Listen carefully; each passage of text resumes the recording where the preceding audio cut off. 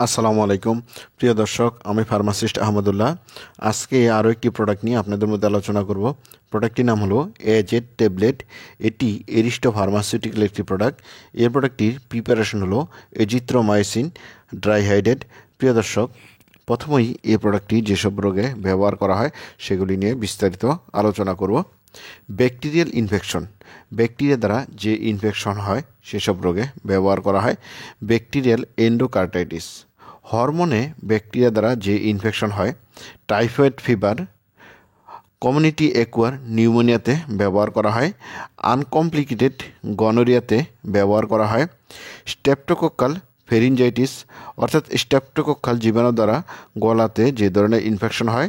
টনসিলিটিস, টনসিলের ইনফেকশনে ব্যবহার করা হয়। COPD, chronic obstructive pulmonary disease, এটি শ্বাসকষ্টজনিত একটি রোগ।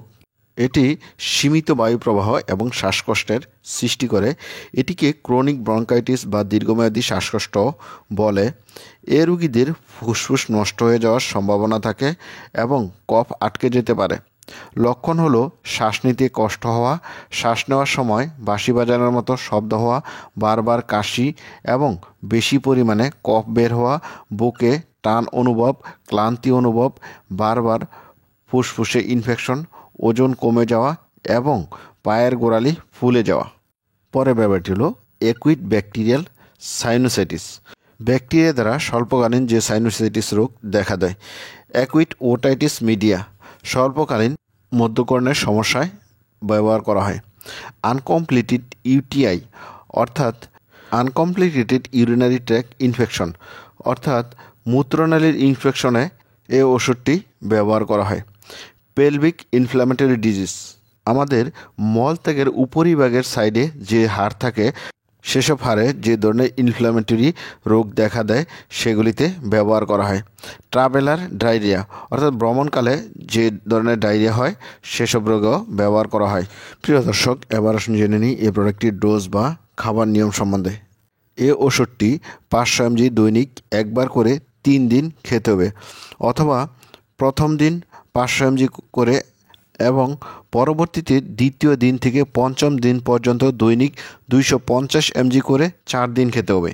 আমি আবারও বলছি, যারা প্রাপ্তবয়স্ক আছেন তারা প্রতিদিন 500 mg করে 3 দিন খাবেন, অথবা প্রথম দিন 500 mg করে খাবেন এবং পরবর্তীতে দ্বিতীয় দিন থেকে পঞ্চম দিন পর্যন্ত দৈনিক 250 mg করে 4 দিন খাবেন। শিশুদের ক্ষেত্রে 6 মাসের অধিক বয়সের বাচ্চাদের ক্ষেত্রে যাদের শারীরিক ওজন 15 থেকে 25 কেজি, দৈনিক 10 mg প্রতি কেজিতে 3 দিন, অথবা দৈনিক 200 mg অথবা 1 চা চামচ পূর্ণ করে 3 দিন খেতে হবে। আর যদি শারীরিক ওজন 26 থেকে 35 কেজি হয়, দৈনিক 300 mg করে অথবা 1.5 চা চামচ করে 3 দিন খেতে হবে। যদি শারীরিক ওজন 36 থেকে 45 কেজি হয় তাহলে দৈনিক 400 mg অথবা 2 চা চামচ করে 3 দিন খেতে হবে। টাইফয়েড জ্বরের ক্ষেত্রে দৈনিক 500 mg অথবা 2.5 চা চামচ করে 7 থেকে 10 দিন খেতে হবে। আর এই ওষুধটি খাদ্য গ্রহণের 1 ঘন্টা আগে অথবা খাদ্য গ্রহণের 2 ঘন্টা পরে খেতে হবে। আর ইনজেকশন গ্রহণ করলে কমিউনিটি অ্যাকুয়ার নিউমোনিয়া এর ক্ষেত্রে 500 mg সিঙ্গেল ডোজ প্রতিদিন 2 দিন নিতে হবে। ওরাল ডোজ নিতে গেলে 500 mg একটি করে ট্যাবলেট 7 থেকে 10 দিন খেতে হবে। পেলভিক ইনফ্ল্যামেটরি ডিজিজে ইনজেকশন নিতে গেলে 500 mg প্রতিদিন একটি করে 2 দিন নিতে হবে। আর ওরাল ট্যাবলেট খেতে গেলে 250 mg প্রতিদিন একটি করে 7 দিন খেতে হবে। প্রিয় দর্শক, এবার আসুন জেনে নিই এই প্রোডাক্টটির সাইড ইফেক্ট সম্বন্ধে।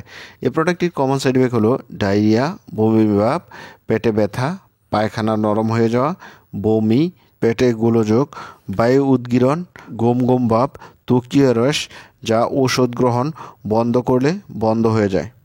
প্রিয় দর্শক, এবার আসুন জেনে নিই এই প্রোডাক্টটির প্রেগনেন্সি ক্যাটাগরি। এই প্রোডাক্টটি প্রেগনেন্সি ক্যাটাগরি অনুযায়ী এজিথ্রোমাইসিন ড্রাইহাইড্রেট বি শ্রেণীভুক্ত ঔষধ। প্রাণীজ প্রজনন নিরীক্ষায় দেখা গেছে এজিথ্রোমাইসিন এর ফিটাস এর উপর ক্ষতির কোনো প্রভাব নেই। গর্ভবতী মহিলাদের উপর এজিথ্রোমাইসিন ব্যবহারের কোনো পর্যাপ্ত তথ্য নেই। যেহেতু প্রাণীজ প্রজনন পরীক্ষা নিরীক্ষায় সর্বদা মানবদের ক্ষেত্রে কার্যকরী নয়, সেহেতু এক্ষেত্রে কোনো বিকল্প পাওয়া না গেলে এজিথ্রোমাইসিন ব্যবহার করা যেতে পারে। প্রিয় দর্শক, এবার আসুন জেনে নিই এই প্রোডাক্টটির প্রাইস সম্বন্ধে। এই প্রোডাক্টটি প্রতিটা 500 mg ট্যাবলেটের দাম 55 টাকা। প্রিয় দর্শক, এই ছিল এজেড ট্যাবলেট সম্বন্ধে গুরুত্বপূর্ণ ইনফরমেশন। আসসালামু আলাইকুম।